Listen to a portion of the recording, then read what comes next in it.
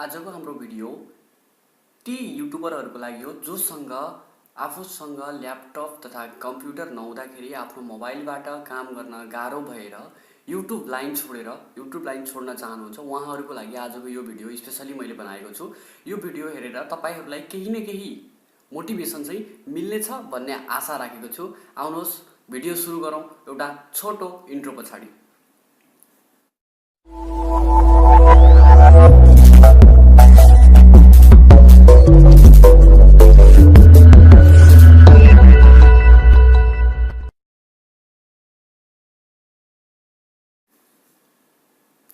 नमस्ते साथीहरु, स्वागत छ तपाईलाई हाम्रो यस युट्युब च्यानल टेक्निकल गुरुजी नेपालीमा। म तिल प्रसाद बस्याल आइसकेको छु तपाईहरु समक्ष केही मोटिभेसनल भिडियो लिएर। हो, आजको टाइममा युट्युब एकदमै अगाडि बढिसकेको छ। युट्युबमा काम गर्ने एकदमै धेरै नै युट्युबरहरु यति बेला एकदमै धेरै नै रहेका छन्। युट्युबमा अलिकति आफू अगाडि बढ्न अलिकति गाह्रो रहेको छ र अलिकति राम्रो तरिकाले गरिएन भने युट्युबमा अगाडि बढ्न सकिने छैन। जस्तै मेरो पनि पुरानो युट्युब च्यानल यति बेला सस्पेन्ड भएको कारणले मैले पुनः अहिले नयाँ एउटा युट्युब च्यानल बनाएर पुनः 0 सब्स्क्राइबरबाट सुरु गरेको छु। केही दिन अगाडि नै मैले यो सुरु गरेको थिएँ। तपाई पनि सुरु गर्न चाहनुहुन्छ होला, तर सोच्नुभयो होला मसँग ल्यापटप छैन, कम्प्युटर छैन, कसरी चाहिँ मैले युट्युबमा काम गर्ने त? कसरी मैले युट्युबमा भिडियो सुट गर्ने, कसरी मैले आफ्नो भिडियोलाई एडिट गर्ने भन्ने कुराहरू तपाईलाई एकदमै गाह्रो भइरहेको छ भने तपाईले आजको यो भिडियो पुरा हेर्नु हुन अनुरोध गर्दछु। जस्तो मैले तपाईहरुलाई जानकारी गराउन चाहे, मेरो यो भन्दा पुरानो टिपिपी टेक्निकल अपडेट युट्युब च्यानल जुन सस्पेन्ड भएको थियो, तपाईले त्यसको बारेको भिडियो हेर्नु भएको छैन भने मैले आई बटनमा हेर्नु होला। आई बटनमा मैले भिडियो त्यसको बारेमा एउटा भिडियो पनि बनाएको थिएँ यो भन्दा पहिला। त्यो भिडियो हेर्न सक्नुहुन्छ। तपाईहरु कसरी सस्पेन्ड भयो भन्ने बारेमा त्यसबाट तपाईले त्यो केही अनुभवहरु तपाईले पनि लिन सक्नुहुन्छ। अनुभव हजुर समक्ष शेयर गरेको थिएँ। त्यो युट्युब च्यानल मैले लगभग 4 वर्ष त्यो युट्युब च्यानलमा मैले काम गरेँ। मैले आफै क्रिएट गरेको युट्युब च्यानल, कुनै पनि किसिमका प्रमोसनहरु नगराइकन मैले आफ्नो युट्युब च्यानललाई 4 वर्ष चलाएँ। 1.5 वर्षको मेहनत पछाडि मेरो त्यो युट्युब च्यानल मोनेटाइजेसन अन भएको थियो।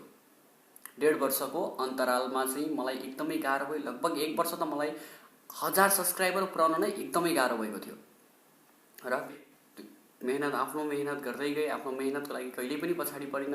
जति सक्दो मेहनत गरे, आफूले सक्दो मेहनत गरिसके पछाडि लगभग 1.5 वर्षको कठिन परिश्रम पछाडि मेरो पहिलो युट्युब च्यानल नै भनौँ, अब अहिले यो चाहिँ दोस्रो सुरु गरेको छु। पहिलो युट्युब च्यानल टिपिपी टेक्निकल अपडेट, त्यो च्यानल चाहिँ मेरो 1.5 वर्षमा मोनेटाइजेसन अन भएको थियो र 1.5 वर्षमा मोनेटाइजेसन अन हुँदाखेरि मेरो लगभग मोनेटाइजेसन रिभ्यूमा गएको थियो मेरो 1100 सब्स्क्राइबर हुँदाखेरि र मेरो मोनेटाइजेसन इनेबल गरिएको थियो 1800 सब्स्क्राइबर पुग्दाखेरि लगभग 2 महिना चाहिँ मेरो युट्युब च्यानल चाहिँ रिभ्यूमा गएको थियो। त्यति बेला अलिकति गाह्रो भएको थियो। रिभ्यूमा गइसकेपछि च्यानल अलिकति गाह्रो भएको थियो इनेबल हुन, किन भन्दा मेरो त्यति बेला कुनै पनि भिडियोहरु फेस सो भएको थिएन। कुनै पनि भिडियोमा मैले आफ्नो फेस अगाडि ल्याएको थिएन। मेरो हरेक भिडियोहरु मोबाइलकै स्क्रिनमा रेकर्डिङ हुने थियो। मोबाइल स्क्रिनै रेकर्डिङ गरेर मैले आफ्नो भिडियोहरु बनाउने गरेको थिएँ। त्यति बेला पनि मसँग कुनै कम्प्युटर थिएन, कुनै ल्यापटप थिएन र कुनै क्यामेराहरु पनि थिएन स्ट्यान्डर्ड। आज पनि म तपाईलाई यो जानकारी गराउँछु, आज यति बेलाको यो भिडियो पनि मैले कुनै क्यामेराबाट सुट गरेको छैन, कुनै माइक्रोफोन युज गरेको छैन। मैले आफ्नो फोन यति बेला मैले चलाइरहेको आफ्नो फोन नोकिया C5 बाट मैले भिडियो गरिरहेको छु र नोकिया C5 सँगै आउने सेटको इयरफोनबाट मैले यति बेला अडियो रेकर्डिङ गरिरहेको छु भन्ने कुरा हजुरलाई जानकारी गराउन चाहे। र मसँग कुनै पनि किसिमका कुनै पनि ट्राइपोडहरु मसँग छैन, कुनै पनि क्यामेराका स्ट्यान्डहरु छैनन्, मोबाइल स्ट्यान्ड छैन। मैले चाहिँ आफ्नो मोबाइललाई एउटा सेल्फी स्टिकमा मोबाइल लगाएर नै यो भिडियो सुट गरिरहेको छु। र आफ्नो भिडियोहरु सुट त तपाईले यसरी गर्नुहुन्छ र मोबाइलको भिडियो एडिटिङ चाहिँ कसरी गर्ने भन्ने सोच्नु भयो होला। एडिटिङ गर्नको लागि तपाईलाई सबसे पहिलो चाहिने भनेको एउटा एडिटिङ सफ्टवेयर त तपाईसँग हुनु पर्यो। कुन सफ्टवेयर चाहिँ यति बेला मोबाइलको लागि कुन चाहिँ सफ्टवेयर एकदमै राम्रो छ त भन्दाखेरि काइन मास्टर भन्ने एउटा सफ्टवेयर छ, भिडियो एडिटिङ सफ्टवेयर हो। तपाईलाई त्यो प्ले स्टोरमा नै मिल्नेछ। प्ले स्टोरबाटै तपाईले त्यो इन्स्टल गर्न सक्नुहुनेछ फ्रीमा। तर प्ले स्टोरबाट इन्स्टल गरेको त्यो एप्लिकेसनमा चाहिँ तपाईको वाटरमार्क देखिनेछ काइन मास्टरको, मेड विथ काइन मास्टर अथवा यस्तै केही चाहिँ वाटरमार्क चाहिँ तपाईको भिडियोमा सो गर्नेछ। त्यसलाई चाहिँ तपाईले पैसा पे गरेर चाहिँ हटाउन सक्नुहुनेछ। र त्यो चाहिँ अब तपाईँ बिगिनर नै हुनुहुन्छ, बिल्कुल भर्खरै सुरु गर्नुभएको छ भने तपाईँले पैसा तिरेर हटाउन चाहिँ अलिकति गाह्रै हुन्छ। पैसा चाहिँ अब अलिकति आफ्नो आम्दानी भइसके पछाडि चाहिँ तपाईँले सुन आफ्नो आम्दानी भइसके पछाडि गर्नेछु, अहिले चाहिँ पैसा लगाउँदिनँ भन्यो भने तपाईले त्यही एप्लिकेसनलाई चाहिँ बिना वाटरमार्क कसरी चाहिँ युज गर्ने, काइन मास्टरलाई बिना वाटरमार्क कसरी युज गर्ने भनेर चाहिँ पनि सिक्न चाहनुहुन्छ भने मैले पनि बिगिनर आफै पहिलोचोटि यो सुरु गर्दाखेरि मैले आफूले गरेको काम चाहिँ तपाईलाई बताइदिनेछु। तपाईँले चाहिँ कमेन्ट गर्नु होला काइन मास्टरको वाटरमार्क कसरी हटाउने भनेर कमेन्ट गरिदिनु होला। मैले त्यस सम्बन्धी पनि एउटा भिडियो ट्युटोरियल बनाएर पब्लिस गर्दैछु हजुरहरूको लागि। होइन भने तपाईँले युट्युबमा सर्च गरेर पनि हेर्न सक्नुहुनेछ। थुप्रै विभिन्न भिडियोहरू तपाईँले पाउनुहुनेछ काइन मास्टरको वाटरमार्क कसरी हटाउने, भिडियो एडिटिङ कसरी गर्ने भने। तर त्यही पनि तपाईँलाई गाह्रो भयो, बुझ्न गाह्रो भयो भने चाहिँ मलाई कमेन्ट गर्नु होला, मसँग सम्पर्क गरेर मलाई बताउनु होला। मैले चाहिँ त्यसको बारेमा पनि भिडियो बनाएर पब्लिस गरिदिनेछु र त्यो भिडियो हेरेर तपाईँले सिक्न सक्नुहुनेछ। तपाईँहरू समक्ष आजको यो मैले भिडियो बनाउनुको कारण भनेको मात्र एउटै छ, मेरो आफ्नो 1-2 जना भ्युवरहरू भनौँ, पुरानो युट्युब च्यानलका भ्युवरहरू हुनुहुन्थ्यो र आज पनि मेरो भ्युवर हुनुहुन्छ। आजको यो नयाँ च्यानलमा पनि उहाँहरू भ्युवर हुनुहुन्छ मेरो। उहाँहरूकै कारणले गर्दाखेरि मैले आज यो युट्युब च्यानल पुनः सुरु गरेको छु। लगभग 6 महिनाको अन्तराल पछाडि मैले पुनः यो नयाँ युट्युब च्यानल सुरु गरेको हुँ।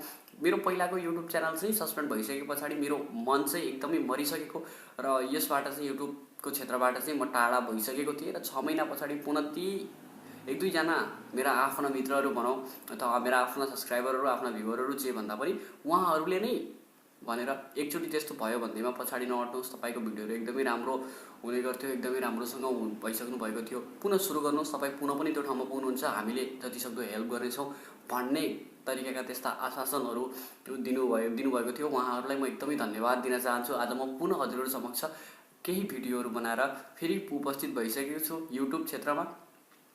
तसर्थ तपाईहरू पनि यदि आफूसँग ल्यापटप तथा कम्प्युटर छैन भनेर पछाडि हट्नु भएको छ भने यो काम नगर्नुहोला। आज नै तपाईले पुनः सुरु गर्नुहोस्, युट्युबमा भिडियोहरू पब्लिस गर्न थाल्नुहोस्। कुनै पनि किसिमका टेक्निकल भिडियो बनाउनुहोस्, कमेडी आउँछ तपाईलाई कमेडी भिडियो बनाउनुहोस्, कुनै पनि किसिमका युट्युबमा भिडियोहरू बनाएर पब्लिस गर्नुहोस्। मात्र यो कुरामा ध्यान दिनुहोस्, तपाईले कुनै पनि आफ्नो भिडियोमा कुनै पनि किसिमका कपिराइट कन्टेन्टहरू युज नगर्नु होला। कुनै पनि भिडियोहरूको कट गरेर अलिकति चाहिँ भिडियो म युज गर्छु, अलि थोरै मात्रै हो के रे भनेर युज गर्छु, अथवा अन्य कुनै फोटोहरू चाहिँ तपाईँले डाउनलोड गरेर गरिदिनु भयो, आफ्नो भिडियोमा युज गर्नुभयो भने यो काम चाहिँ नगर्नु होला। तपाईँलाई कपिराइट स्ट्राइक आउन सक्छ, अलिकति बचेर अलिकति ध्यान दिएर काम गर्नु होला। कपिराइट स्ट्राइकको बारेमा मैले पहिले पनि एउटा भिडियो बनाइसकेको थिएँ र पुनः तपाईले यदि भन्नुहुन्छ भने मैले पुनः पनि एउटा नयाँ भिडियो बनाउँछु। सायद अब मेरो पहिला त बनाएको थिएँ भनेर भन्दा पनि अलिकति कस्तो अनौठो लाग्न थालिसक्यो, किनकि मेरो पहिलाको युट्युब च्यानल चाहिँ बन्द भइसकेको कारणले त्यो भिडियोहरू तपाईँले पाउनुहुन्न। सो मैले तपाईँलाई जरुरत परेको खण्डमा मैले पुनः अर्को भिडियो पनि बनाएर हजुरहरू समक्ष उपस्थित हुनेछु। त्यो भिडियो पुनः बनाएर हजुरहरूको लागि मैले त्यो भिडियोलाई पुनः बनाउन सक्नेछु। कुनै गाह्रो कुरो भएन, केवल तपाईँले एउटा कमेन्ट गरिदिनुहोस्, यसको बारेमा ट्युटोरियल चाहियो, यसको बारेमा बताइदिनुहोस् भनेर मैले तपाईँलाई त्यसको बारेमा भिडियो बनाएर तपाईँहरू समक्ष लिएर आउनेछु।